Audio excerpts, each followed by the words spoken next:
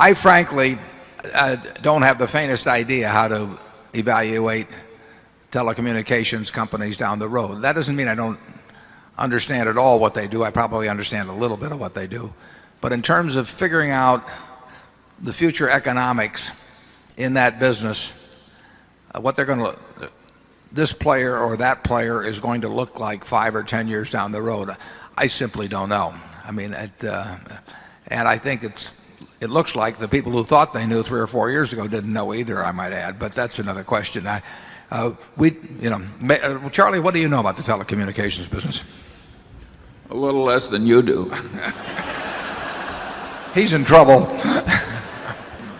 No, we don't have any idea. You know, if you pull out a name, Bell South, right?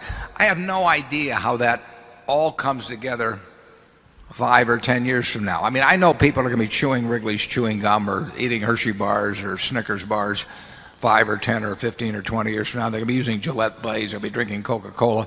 You know, and I have some idea what the profitability of each one of those will be over time and all of that.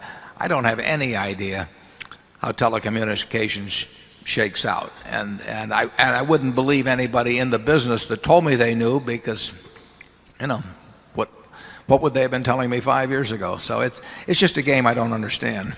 That doesn't bother. There's all kinds of things I don't understand. I don't know what cocoa beans are going to do next year. You know, I mean, it'd be a lot easier if I did. I could just make all my money on cocoa beans and be much simpler trying to run a whole bunch of businesses at a Berkshire. But I don't worry about what I don't know. I worry about being sure about what I do know. And telecommunications doesn't fall within that group.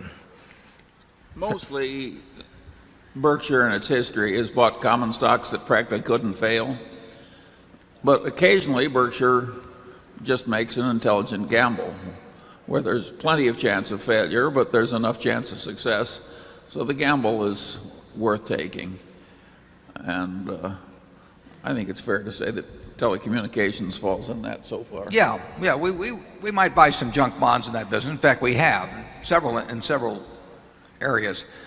But as I put in the annual report, we expect losses in junk bonds. We expect overall the probabilities we'll have a decent result, maybe better than decent. But we do expect losses because we are dealing with institutions that have demonstrated that they don't have large margins of safety in their operations. Sometimes, not at all in level 3, but sometimes we're dealing with managements that are quite suspect. And I would say that in the history of Global Crossing, you had that, although that doesn't attach itself to the assets now. But very often in the field, when people get highly leveraged, sometimes they get tempted to do things that they wouldn't be tempted to do otherwise. And that's happened in the junk bond field, obviously, and always will happen. But that's the reason we expect to have significant losses. And actually, they haven't been that significant. We've had losses. But we haven't seen our biggest loss yet, believe me, in junk bonds. But we'll make a lot of money out of some of them too.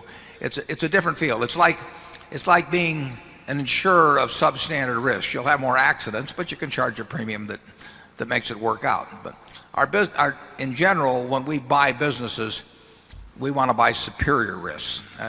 We don't want to buy 100 businesses for operation by ourselves with the idea that 15 of them are going to be train wrecks and that the other 85 will take care of it. That's not our approach to building Berkshire.